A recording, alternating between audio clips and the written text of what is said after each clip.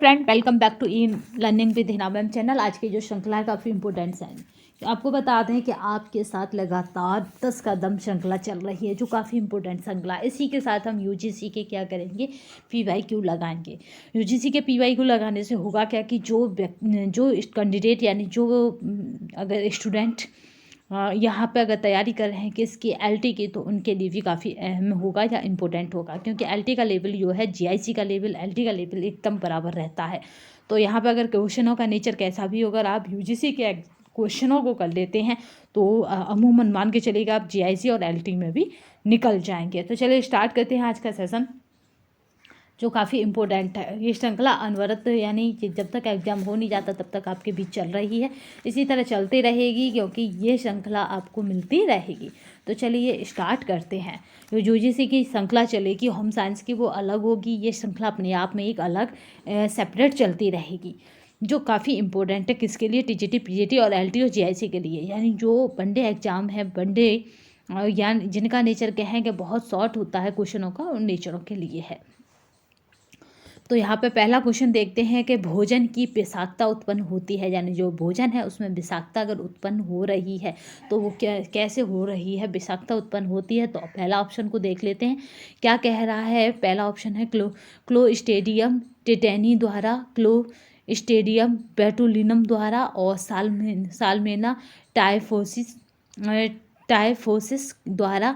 साल्मेना आपको बताना है कि हमने कौन से रोग के साथ बताई थी, बैसिलस एंथ्रोसिस के द्वारा। तो यहाँ पे जो राइट आंसर रहेगा वो क्या रहेगा, तो यहाँ पे जो राइट आंसर रहेगा उसको याद रखिएगा, तो वो रहेगा क्लोस्ट्रीडियम बोटुलिनम। ये बोटुलिनम है, इसके द्वारा होती है। बस यहाँ पे ये आपको याद रखना है, ये तो आपस में मिल ही जाते हैं मैचिंग में। विषाणु माने जाते हैं सजीव पदार्थ, निर्जीव पदार्थ। सजीव और निर्जीव के बीच एक ट्रांजेंशनल ग्रुप, और सजीव को जो गुणन की शक्ति खो चुके हैं। तो यहाँ पे जो राइट आंसर होता है वो होता है सजीव और निर्जीव के बीच एक ट्रांजिशनल ग्रुप। विपरीत रंग योजना का प्रकार नहीं है, यानी विपरीत जो रंग योजना है उसका प्रकार नहीं है। पूरक योजना, दोहरी रंग योजना, खंडित रंग योजना और चतुर्थ रंग योजना। प्रकार नहीं पूछा जा रहा है, तो याद रखेंगे कि यहाँ पे विपरीत रंग योजना का प्रकार नहीं है। तो यहाँ पे याद रखेंगे दोहरी रंग योजना, ये विपरीत रंग योजना का प्रकार नहीं है। कंकाल तंत्र को सुडोलता और सौंदर्य प्रदान करने का तंत्र। आपको बताते हैं कि जो आपके साइंस का जो बैकग्राउंड है, यानी साइंस से क्या आते हैं, यहाँ पे पीजीटी में क्वेश्चन बनते हैं। ऐसा साइंस आपकी पकड़ अच्छी होनी चाहिए, तो साइंस के जल्दी ही आपको एक श्रृंखला मिलेगी कि हम यहाँ पे वही तैयारी चल रही है कि साइंस के क्वेश्चन ज़्यादा से ज़्यादा आपको अटेम्प्ट कराए जाए, जिससे कि आपका साइंस वाले बैकग्राउंड जब अच्छा होगा तो पीजीटी में अमूमन आप अच्छा स्कोर करके आएंगे।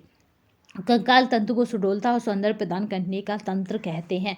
तो यहाँ पे तंत्र का तंत्र, पेशी तंत्र, प्रसंचरण तंत्र और पाचन तंत्र। तो कंकाल को कौन सुंदरता वो प्रदान करेगा, सुडोलता। तो यहाँ पे जो राइट आंसर रहेगा वो रहेगा पेशी तंत्र प्रदान करेगा। शरीर का कौन सा अंग फाइब्रिनोजन नामक प्रोटीन का निर्माण करता है।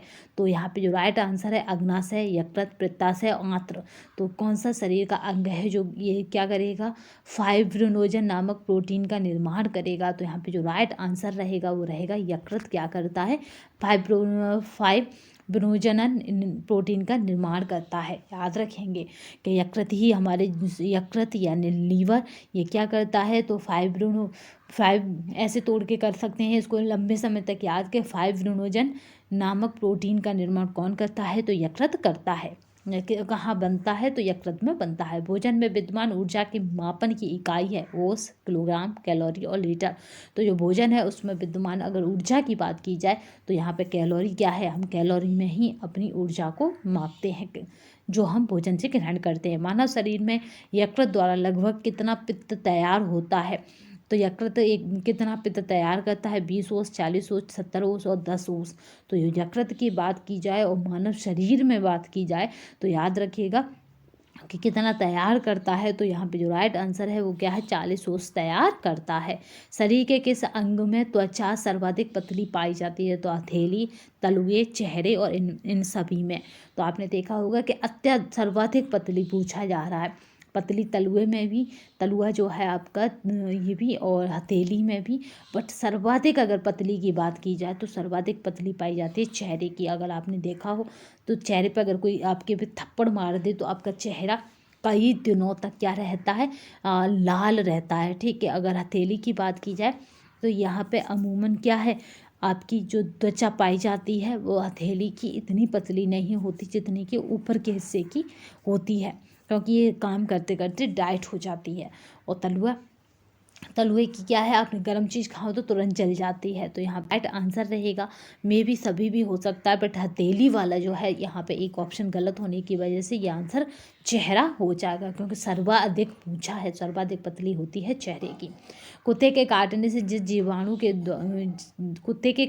से जिस विषाणु के द्वारा घात रोग उत्पन्न होता है कहलाता है। कुत्ता के काटने से कौन सा विषाणु के द्वारा रोग उत्पन्न होता है, तो आपको जब कराया था विषाणु और जीवाणु तो आपको बताया था हाइड्रोफोबिया, पानी से डर लगना, हाइड्रोफोबिया। ठीक है, मम्स, पीलिया और चेचक। यहाँ पर कुत्ते की अगर बात हो जाएगी तो वो हो जाएगा हाइड्रोफोबिया। यहाँ पर क्या होता है कि कुत्ते के काटने के बाद जो पेशेंट है, जो मरीज है, उसको पानी से भय लगता है, यानी पानी में भी उसे कुत्ते दिखाई देते हैं, पिल्ले दिखाई देते हैं। सर्वप्रथम विषाणु की खोज किसने की, तो स्टॉकमैन ने, यहाँ पे इवानोवस्की ने, और स्टेनले ने और स्मिथ ने। तो सर्वप्रथम विषाणु यानी वायरस की अगर खोज की बात की जाए कि वायरस को किसने खोजा, तो याद रखेंगे इवानोवस्की ने। ठीक है, नेक्स्ट क्वेश्चन देखते हैं। फर्नीचर की दरारों को भरने के लिए प्रयोग किया जाता है पोटीन अथवा मोम, लकड़ी का बुरादा, और यहाँ पे फेविकॉल और लाख। तो जो फर्नीचर की दरारें होती हैं, आपने देखा जब बनाते हैं फर्नीचर तो कहीं चटक भी जाता है चोबा ठोकते वगैरह में, तो इस तरह की दरारें हमें छुपाने के लिए किसका प्रयोग करते हैं, लकड़ी के बुरादे का, क्योंकि ये सेम उसी रंग की या उसी की होती हैं इसलिए, क्योंकि लकड़ी का बुरादा लकड़ी से ही बनता है इसलिए। तो आज हमने 10 की दम यानी 10 की श्रृंखला कंप्लीट की है। जल्दी ही हम क्या करेंगे कि यूजीसी के PYQ लगाएंगे जो काफ़ी इंपॉर्टेंट होंगी। ये श्रृंखला भी चलती रहेगी जिससे कि खाली TGT PGT वाले स्टूडेंट का क्या हो, समय ना खराब हो या समय ना बर्बाद हो। बट जितना भी होम साइंस से चलता है तो आपको बता दें, चाहे आप TGT से हों, PGT से हों, LT से हों, GI से हों, इम्पोर्टेंट है आपके लिए भी उतना ही जितना UGC नेट वाले के लिए, क्योंकि सिलेबस लगभग UGC का, PGT का, TGT का आपस में क्या है, कोरिलेशन है, यानी आपस में मैच खाता है। तो इसलिए आपके लिए भी वो उतना ही इम्पोर्टेंट हो जाता है। तो चलिए आज का सेशन यहीं पे ख़त्म करते हैं। वंदे मातरम, जय हिंद। नेक्स्ट सेशन में फिर मिलेंगे, तब तक के लिए धन्यवाद।